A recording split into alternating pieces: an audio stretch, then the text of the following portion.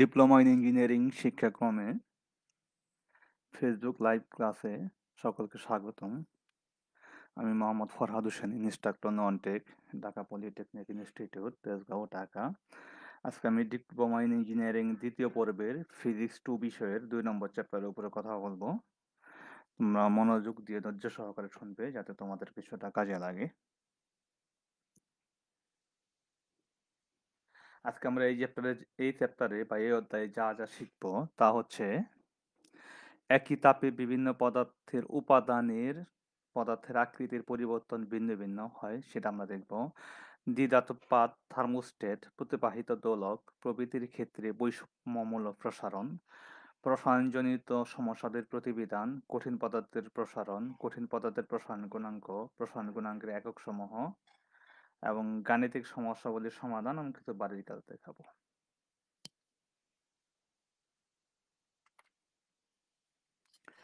একই তাপে বিভিন্ন উপাদানের পদার্থের আকৃতির পরিবর্তন ভিন্ন ভিন্ন হয় সেটা কতগুলো পরীক্ষার মাধ্যমে আমরা কঠিন পদার্থের ক্ষেত্রে আমরা জানি কোনো কঠিন পদার্থে তাপ প্রয়োগ করলে তা প্রসারিত হয় এবং তাপ অপসারণ করলে তা সংকুচিত হয়ে থাকে। তবে একই প্রসারণ ও সংকোচন নির্দিষ্ট তাপমাত্রায় বিভিন্ন পদার্থের ক্ষেত্রে ভিন্ন ভিন্ন হয়ে থাকে, তা আমরা একটা পরীক্ষার মাধ্যমে দেখতে পাবো। পরীক্ষার ক্ষেত্রে এখানে একটা চিত্রের মধ্যে খেয়াল করে দেখো, একটা লোহা, পিতল, অ্যালুমিনিয়ামের 1 মিটার লম্বা 3টা সরু দণ্ড আমরা স্থির অবস্থানে লাগাই দিয়েছি। এখানে 3টা দণ্ড আমরা এখানে এক অবস্থানে লাগাইছি কিভাবে? লোহা, পিতল, অ্যালুমিনিয়ামের 1 মিটার লম্বা সরু দণ্ড একই প্রস্থ বিশিষ্ট একটি স্থির অবস্থানে লাগানো আছে। এখন প্রত্যেকটিকে 100 ডিগ্রি সেন্টিগ্রেড তাপমাত্রায় উত্তপ্ত করা হলো।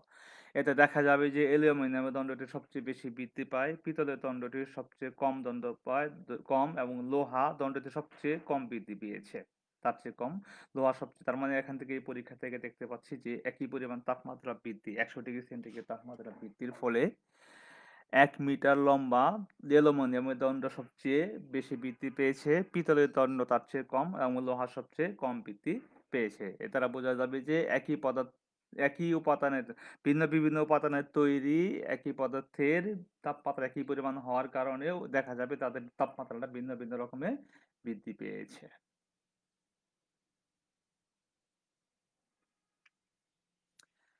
তারপরে খেয়াল করো, দেখো দ্বিধাতব পাত, থার্মোস্ট্যাট, প্রতিবাহিত দোলক প্রভৃতির ক্ষেত্রে বৈষম্যমূলক আচরণ। দেখো তাপমাত্রা বৃদ্ধির ফলে তারা কি কি আচরণ করে সেই জিনিসটা আমরা দেখবো একটু। বৈষম্যমূলক প্রসারণ বলতে বোঝা যায় যে একই তাপমাত্রায় উত্তপ্ত করলে বিভিন্ন পদার্থের প্রসারণটা বিভিন্ন হবে। দ্বিধাতব পাতের ক্ষেত্রে সাধারণত সাধারণত একই দৈর্ঘ্যের দুটি ভিন্ন পদার্থের পাতলা পাতকে দুই প্রান্ত জ্বালাই দিয়ে জোড়া লাগানো হয়। দ্যাট মিনস এখানে স্যান্ডউইচিং করা হয়েছে। একে দ্বিতীয় পাতল, এখানে দুইটা পাত আছে, এক পাশে হলো পিতল আর এক পাশে হলো লোহার পাত। এখানে পাত দুটি লোহা, একটি পিতলের পাত নেওয়া হয়েছে। এভাবে সৃষ্ট দ্বিধাতব পাত সাধারণ তাপমাত্রায়, যেখানে তাপমাত্রা সাধারণ থাকে নরমাল টেম্পারেচারে, তারা সোজা হয়ে থাকবে। কিন্তু উক্ত পাত দুটিকে উত্তপ্ত করলে লোহা ও পিতলের পাতটি ভিতরের দিকে বেঁকে গেছে। তাপে পিতল ও লোহা অপেক্ষা বেশি প্রসারিত হয়েছে। এটি লোহার পাতকে বাঁকিয়ে দিয়েছে, ধনুকের মতো বাঁকা হয়ে যায়। উক্ত দ্বিধাতব পাতকে ঠান্ডা করলে বিপরীত দিকে বেঁকে গেছে। দ্যাট মিনস ভিতরের প্রান্ত হয়েছে আহ, পিতলের এবং বাইরের পাংশ হয়েছে লোহা। তার মানে কি একই পরিমাণ তাপমাত্রা হ্রাসের ক্ষেত্রেও দেখা যাচ্ছে যে এখানে সংকোচনটাও পিতল হয়েছে। দ্যাট মিনস একই পরিমাণ তাপমাত্রা বৃদ্ধি বা হ্রাসের ক্ষেত্রে প্রসারণ এবং সংকোচন লোহার চেয়ে পিতলের বেশি, প্রসারণও বেশি এবং সংকোচনও বেশি। এই পরীক্ষা দ্বারা সেটা দেখা যায়। এরপরে খেয়াল করো থার্মোস্ট্যাট। থার্মোস্ট্যাট হলো বৈদ্যুতিক যন্ত্রপাতিতে তাপ নিয়ন্ত্রণ দ্বারা বিশেষ প্রয়োজন বা দরকার যে ব্যবস্থার মাধ্যমে বা যে পদ্ধতিতে একটি নির্দিষ্ট তাপমাত্রা সর্বদা স্থির রাখা হয় তাকে থার্মোস্ট্যাট বলা হয়। এতে দ্বিধাতব পাতের নীতির প্রতিফলন ঘটে। সাধারণ থার্মোস্ট্যাটে একটি দ্বিধাতব পাত ব্যবহার করা হয়। কক্ষ তাপমাত্রায় বৈদ্যুতিক বর্তনীতে এটি পাত্রে সোজা হয়ে থাকে যখন বর্তনী পূর্ণ হয়, ফলে বিদ্যুৎ প্রবাহ চলতে সম্ভব। কিছুক্ষণ পর বিদ্যুৎ চলার পর দ্বিধাতব পাতটি উত্তপ্ত হয়, তখন এটি বেঁকে যায়, ফলে বৈদ্যুতিক বর্তনী ছিন্ন হয়ে যায়। এতে বিদ্যুৎ প্রবাহ চলাচল বন্ধ হয়ে যায়। কিছুক্ষণ পর আবার ঠান্ডা হলে সেটা আবার সোজা হয়, আবার বিদ্যুৎ প্রবাহ চলা শুরু করে। থার্মোস্ট্যাট এই নীতিতে কাজ করে থাকে। সাধারণত বৈদ্যুতিক ইস্ত্রি, ইলেকট্রিক মোটর, রেফ্রিজারেটর, বৈদ্যুতিক কেটলি ইত্যাদিতে এর বহুল ব্যবহার দেখা যায়।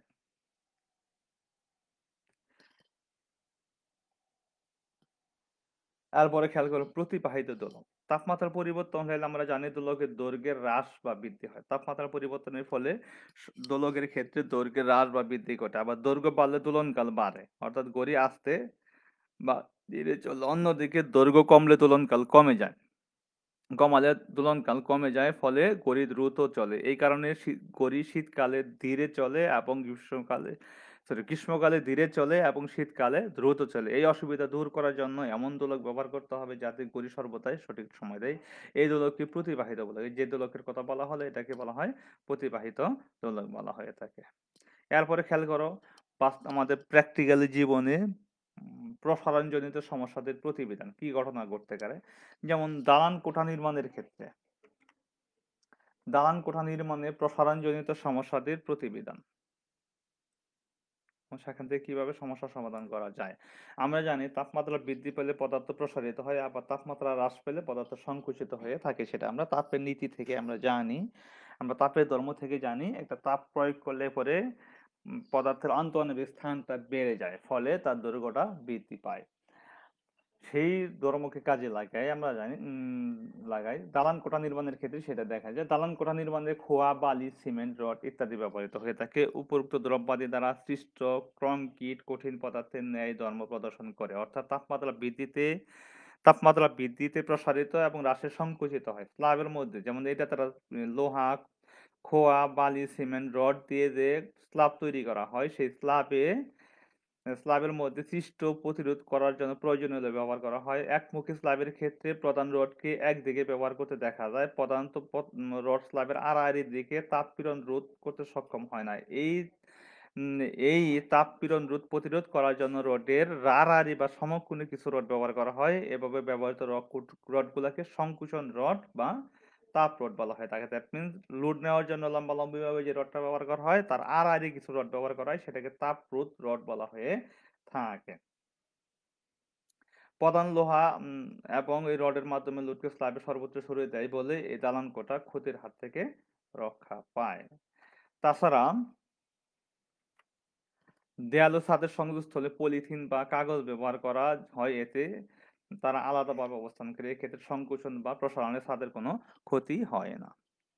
এরপরে খেয়াল করো চাকার লোহার বের পড়াতে তাপ প্রয়োগ করা হয়ে থাকে। আমরা জানি ট্রেনের চাকার যে স্টিল বা টায়ার থাকে তাকে গ্যাস বার্নার দিয়ে বেশি উত্তপ্ত করে করে চাকার উপর বসিয়ে দেওয়া হয় এবং শীতল হলে ঠান্ডা বা হয়ে সংকুচিত হওয়ায় তা চাকার উপর শক্তভাবে লেগে যায়।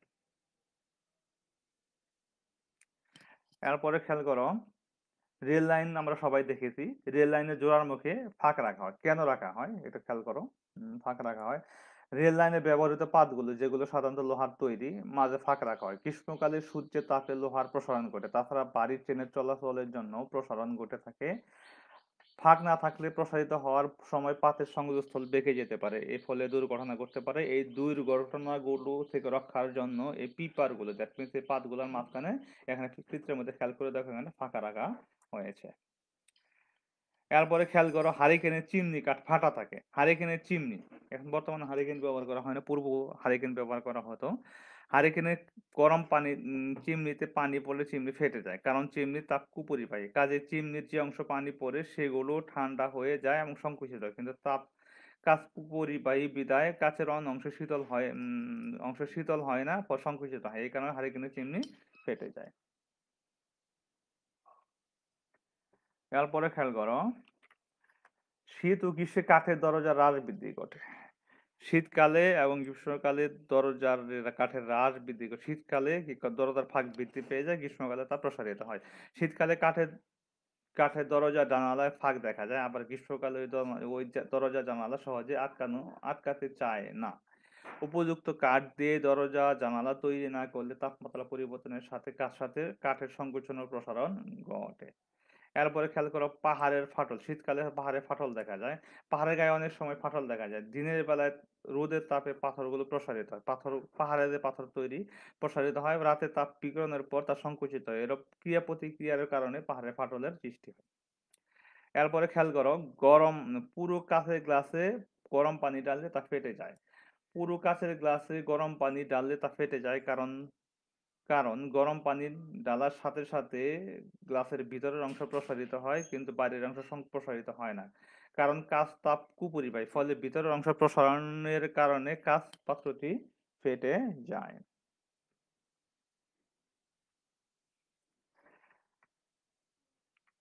এরপরে খেয়াল করো অগ্নির সংকেত। অগ্নির সংকেতে পিতল ও লোহার দণ্ড যুক্ত দণ্ড থাকে। আমরা জানি অগ্নি সংকেতে পিতল ও লোহার দণ্ড যুক্ত থাকে। ঘরে যখন আগুন লাগলে দণ্ড বেঁকে যায় এবং তড়িৎ বর্তনী পূর্ণ হয়ে যায়, সঙ্গে সঙ্গে সংকেত ঘন্টা বেজে ওঠে।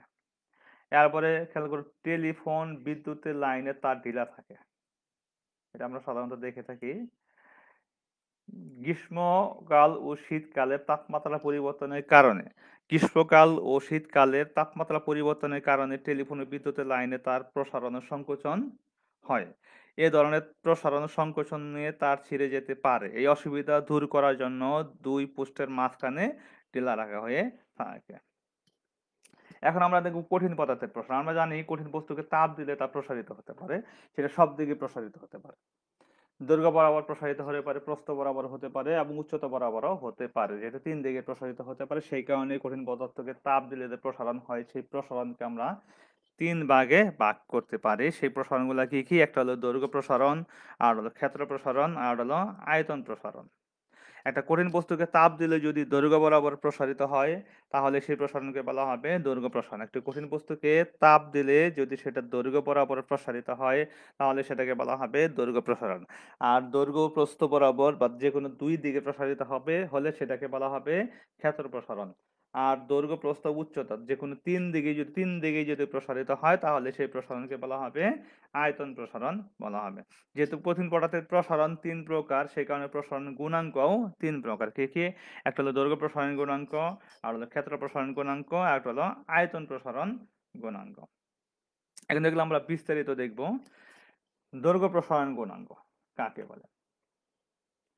একক দৈর্ঘ্য বিশিষ্ট কোনো একটি বস্তুর তাপমাত্রা একক দৈর্ঘ্য বিশিষ্ট কোনো একটি বস্তুর তাপমাত্রা 1 ডিগ্রি সেলসিয়াস বৃদ্ধি পেলে এর দৈর্ঘ্য যতটুকু বৃদ্ধি পায় তাকে ওই পদার্থের দৈর্ঘ্য প্রসারণ গুণাঙ্ক বলা হয়ে থাকে। এটাকে আলফা দ্বারা প্রকাশ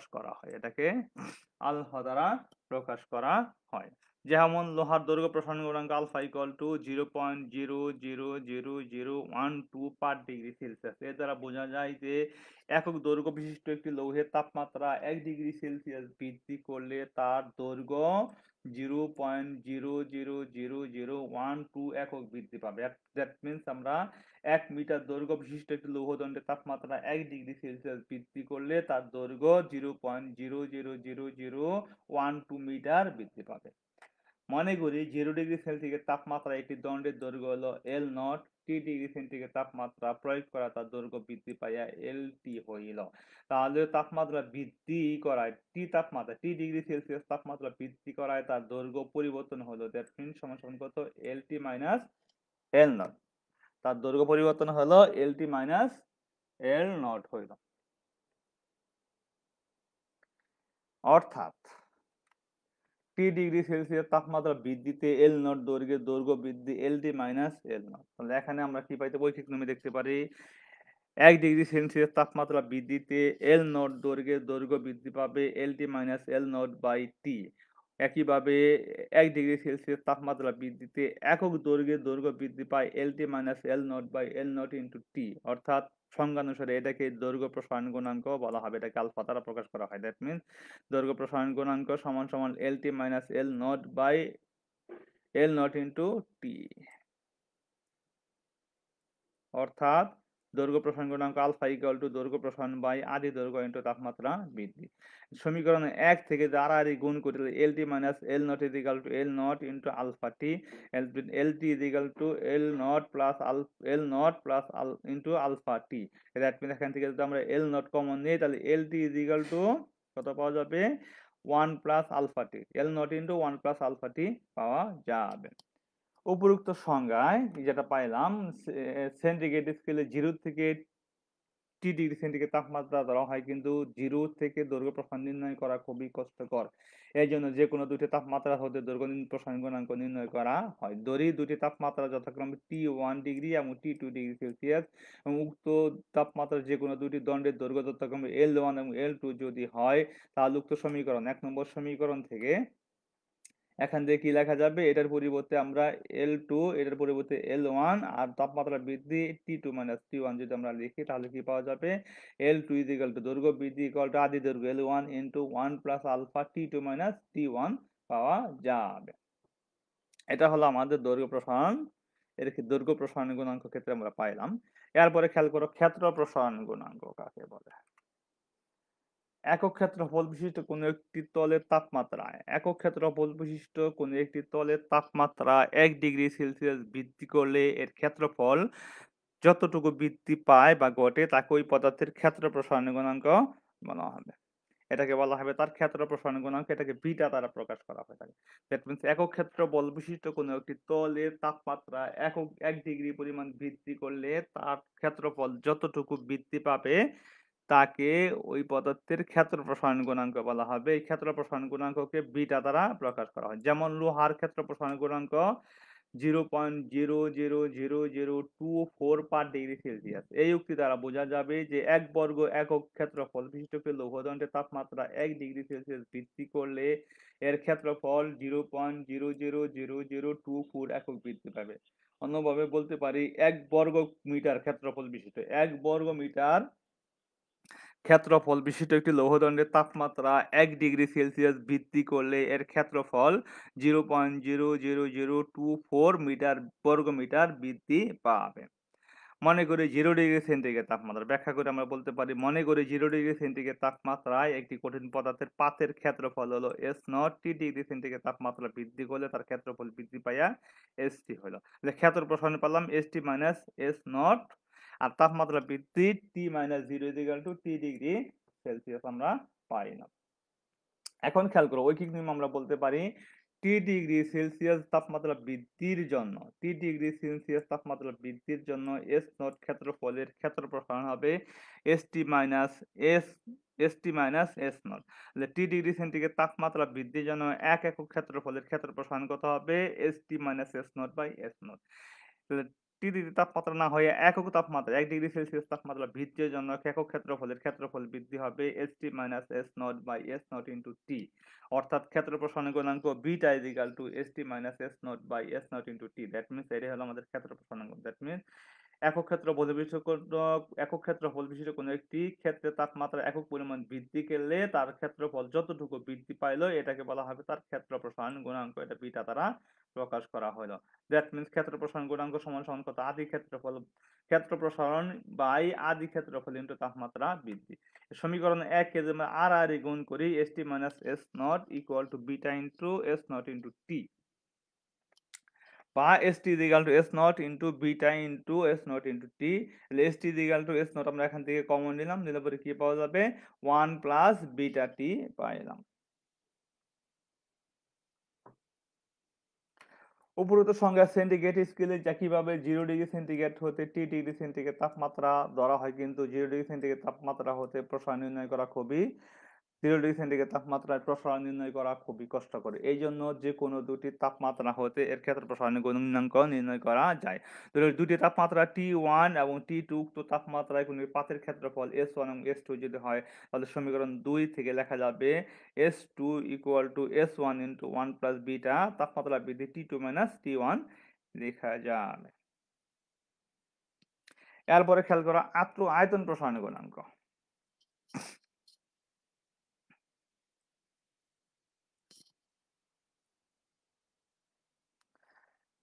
একক আয়তন বিশিষ্ট কোনো একটি গণকের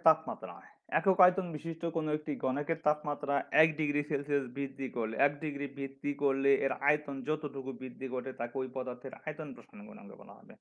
একক আয়তন বিশিষ্ট কোনো একটি গণকের তাপমাত্রা 1 ডিগ্রি বৃদ্ধি করলে এর আয়তন যতটুকু বৃদ্ধি ঘটে তাকে ওই পদার্থের আয়তন প্রসারণ গুণাঙ্ক বলা হবে। এটাকে গামা দ্বারা প্রকাশ করা হয়।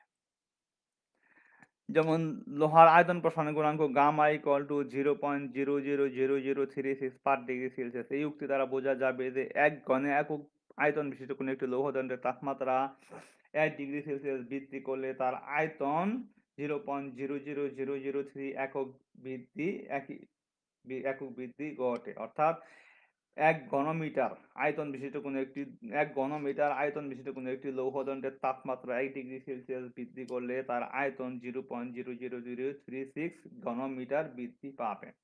ব্যাখ্যায় আমরা বলতে পারি, মনে করি 0 ডিগ্রি সেন্টিগ্রেড তাপমাত্রায় একটি কঠিন পদার্থের আয়তন মনে করি 0 ডিগ্রি সেন্টিগ্রেড তাপমাত্রায় একটি কঠিন পদার্থের আয়তন V0 এবং T ডিগ্রি সেন্টিগ্রেড তাপমাত্রা বৃদ্ধি করলে তার আয়তন BT হয়। তাহলে আয়তন বৃদ্ধি হবে BT মাইনাস V0 এবং তাপমাত্রা বৃদ্ধি পাবে T minus 0 × T degree Celsius বৃদ্ধি পাইল। আমরা এটা পাইলাম। এখন খেয়াল করো 0 ডিগ্রি সেন্টিগ্রেড তাপমাত্রা বৃদ্ধির জন্য বি আয়তনের আয়তন বৃদ্ধি সমান সমান BT minus V0। T degree centigrade তাপমাত্রা বৃদ্ধির জন্য বি আয়তনের আয়তন বৃদ্ধি BT minus V0। T degree centigrade তাপমাত্রা বৃদ্ধির জন্য একক আয়তনের আয়তন বৃদ্ধি BT minus V0 by V0। তাই 1 ডিগ্রি সেন্টিগ্রেড তাপমাত্রা বৃদ্ধির জন্য একক আয়তনের আয়তন বৃদ্ধি BT minus V0 by V0 into T। That means এটাকে বলা হবে gamma BT minus V0 by V0 into T। That means আয়তন প্রসারণ গুণাঙ্ক আয়তন প্রসারণ বাই আতি আয়তন ইন্টু তাপমাত্রা বৃদ্ধি। তাহলে এখান থেকে গামা গামা সমান সমান কত BT minus V0 by V0 into T। সমীকরণ 1 কে আমরা আর গুণ করি BT minus V0 equal to gamma V0 into T পাওয়া যাবে। অর্থাৎ BT is equal to V0 into gamma V0 into T R BT is equal to V0 into 1 plus gamma T পাওয়া যাবে।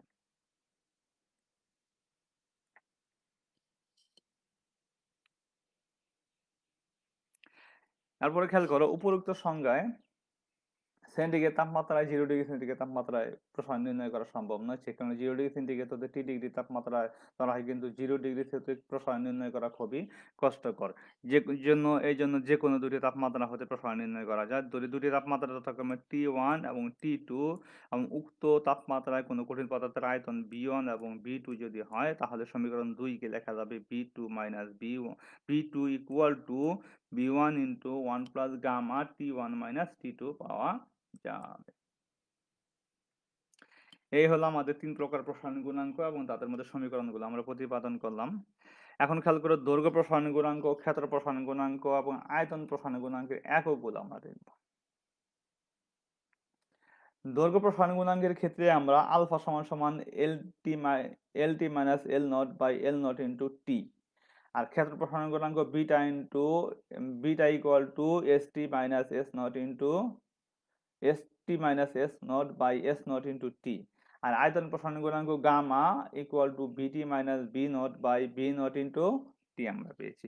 এখানে খেয়াল করি, আমরা সবাই খেয়াল করি, এখানে টি বাদ দিলে পরে এখান থেকে যদি আমরা এইটুকু আলফার থেকে এখান থেকে যদি আমরা টি বাদ দেই, বিটার থেকে এখান থেকে যদি টি বাদ দেই, এখান থেকে যদি আমরা টি বাদ দিলে পরে যে রাশিগুলো পাওয়া যাবে LT minus L naught by L naught, এটা আবার একইভাবে ST minus S naught by S naught, একইভাবে BT minus B naught by B naught হলো যথাক্রমে দৈর্ঘ্য, ক্ষেত্র, আয়তনের অনুপাত। সুতরাং এই অনুপাত একটি সংখ্যা মাত্র, এদের কোনো একক নয়, কিন্তু টি এর একক আছে যা তাপমাত্রার উপর নির্ভর করে। সুতরাং দৈর্ঘ্য প্রসারণ গুণাঙ্ক, ক্ষেত্র প্রসারণ গুণাঙ্ক, আয়তন প্রসারণ গুণাঙ্ক কি হবে? একই হবে, সেটা হবে পার ডিগ্রি সেলসিয়াস, প্রতি ডিগ্রি সেলসিয়াস অথবা প্রতি ডিগ্রি কেলভিন হবে। এটা হবে আমাদের দৈর্ঘ্য প্রসারণ গুণাঙ্ক, ক্ষেত্র প্রসারণ গুণাঙ্ক, আয়তন প্রসারণ গুণাঙ্কের একক।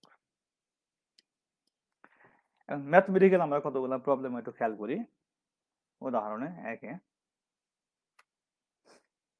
আমরা ধরে নিই 0 ডিগ্রি সেন্টিগ্রেড 30 ডিগ্রি সেন্টিগ্রেড তাপমাত্রায় 1 মিটার দৈর্ঘ্য বিশিষ্ট পিতল পাতের দৈর্ঘ্য তাপমাত্রা কি হলো 10 ডিগ্রি সেলসিয়াসে নামানো হলো। পিতলের দৈর্ঘ্য প্রসারণ গুণাঙ্ক যদি আমাদের 0.0002 পার ডিগ্রি সেলসিয়াস হয়, তবে কম তাপমাত্রায় দৈর্ঘ্যটা নির্ণয় করতে হবে। 30 ডিগ্রি সেন্টিগ্রেড তাপমাত্রা দৈর্ঘ্য দেওয়া আছে, 10 ডিগ্রি সেন্টিগ্রেড তাপমাত্রায় দৈর্ঘ্যটা কত হবে সেটা আমাদের বের করতে হবে। মনে করি কম তাপমাত্রায় দৈর্ঘ্য হলো L1 এবং বেশি তাপমাত্রায় দৈর্ঘ্য হলো L2।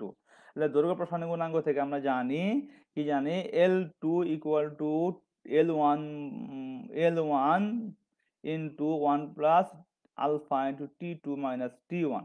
যেহেতু এবং alpha equal to L2/L1 into T2 minus T1 এটা আমরা জানি। তাহলে এখান থেকে L1 ইকুয়াল টু এখান থেকে পাবো আমরা L1 equal to L2/1 plus alpha into T2 minus T1 এটা। এখানে আমাদের দেওয়া আছে L2 সমান সমান 1 মিটার, দ্যাট মিনস 100 সেন্টিমিটার আমরা করে নিলাম। আলফা দেওয়া আছে কত, দৈর্ঘ্য প্রসারণ গুণাঙ্ক দেওয়া আছে আমাদের 0.0002 পার ডিগ্রি সেলসিয়াস। তাপমাত্রা T1 দেওয়া আছে হলো, কম তাপমাত্রা হলো 10 ডিগ্রি সেলসিয়াস, আর বেশি তাপমাত্রা T2 দেওয়া আছে 30 ডিগ্রি সেলসিয়াস তাপমাত্রা। এখানে যদি আমরা মানগুলা বসাই দেই, L2 সমান সমান 100, 1 ইন্টু আলফা সমান সমান কত 0.0002, আর T2 সমান সমান 30, আর T1 সমান সমান 10 বসাইলাম। এখানে ক্যালকুলেশন করলে কি পাওয়া যাবে, এটাকে শুধু আমরা একবারে ক্যালকুলেটর ব্যবহার করে ক্যালকুলেশন করে দেই, এখানে পাওয়া যাবে 100/1.0004 পার সেন্টিমিটার, দ্যাট মিনস 99.96 সেন্টিমিটার পাওয়া যাবে। দ্যাট মিনস 10 ডিগ্রি সেন্টিগ্রেড তাপমাত্রার দৈর্ঘ্য হবে 99.96 সেন্টিমিটার পাওয়া যাবে। এটা গেল উদাহরণ 1। এরপরে খেয়াল করো আরেকটা অঙ্ক। বগুড়া হতে ঢাকার দূরত্ব হলো 200 মাইল, আমরা কল্পনা করলাম। বগুড়া হতে ঢাকার দূরত্ব 200 মাইল। তাপমাত্রা 25 ডিগ্রি থেকে 35 ডিগ্রি সেন্টিগ্রেড তাপমাত্রা থাকলে, যদি গ্রাস এত হয়, এই থাকলে পরে এই দুই স্থানের মধ্যবর্তী রেল লাইনের জোড়ার মুখে কত ফাঁক রাখতে হবে। দেওয়া আছে লোহার দৈর্ঘ্য প্রসারণ গুণাঙ্ক 0.000012 পার ডিগ্রি সেলসিয়াস। দ্যাট মিনস তাপমাত্রা যদি 25 ডিগ্রি থেকে 35 ডিগ্রি সেন্টিগ্রেড তাপমাত্রা রাখলে পরে বগুড়া থেকে, ঢাকা থেকে বগুড়ার দূরত্ব 200 মাইল হলে এর মাঝখানে বিভিন্ন রেল লাইনের মাঝখানে যে টোটাল যে গ্যাপটা রাখতে হবে, ফাঁকটা রাখতে হবে কত, সেই ফাঁকটা আমাদের বের করতে হবে। আমরা জানি ফাঁকা স্থান আমরা দৈর্ঘ্য নিলাম, ফাঁকা স্থান মানে কি দৈর্ঘ্য বৃদ্ধি, এই তাপমাত্রার পরিমাণ দৈর্ঘ্য বৃদ্ধি হবে, সেটা হবে আমাদের কি ফাঁকা জায়গা হবে, সেটা আমরা ধরে নিলাম কত এক্স। তাহলে আমরা জানি যে দৈর্ঘ্য প্রসারণ গুণাঙ্ক ইকুয়াল টু দৈর্ঘ্য বৃদ্ধি পাই আদি দৈর্ঘ্য ইন্টু তাপমাত্রা বৃদ্ধি, আদি দৈর্ঘ্য ইন্টু তাপমাত্রা বৃদ্ধি। এখানে আলফা সমান সমান দেওয়া আছে 0.00012 পার ডিগ্রি, আর L1 সমান সমান দৈর্ঘ্য, আদি দৈর্ঘ্য দেওয়া আছে কত আমাদের 200 মাইল, দৈর্ঘ্য প্রসারণ গুণাঙ্ক কত দেওয়া আছে, আর তাপমাত্রা বৃদ্ধি T1 কত 25 ডিগ্রি, T2 সমান 35 ডিগ্রি। আমাদের এক্স এর মানটা আমাদের বের করতে বলছে। এই মানগুলো আমরা এখানে বসাই দিলাম, আলফার মান বসাইছি, আর L1 এর মান বসাইছি, T2 আর T1 এর মান বসাই দিয়ে ক্যালকুলেশন করলে আমরা কি পাবো, আর গুণ করে পাওয়া গেছে কত 0.024 মাইল। দ্যাট মিনস বগুড়া থেকে ঢাকা রেল লাইন স্থাপন করতে হলে তার মাঝখানে 0.024 মাইল জায়গা ফাঁকা, বা এতগুলা ফাঁকা রাখতে হবে, এত মাইল জায়গা ফাঁকা রাখতে হবে। ঠিক আছে। এরপরে খেয়াল করো বাড়ির কটা কাজ দিয়ে দেয় একই রকম ভাবে, যে 40 ডিগ্রি সেন্টিগ্রেড তাপমাত্রা আয় 1 মিটার দৈর্ঘ্য বিশিষ্ট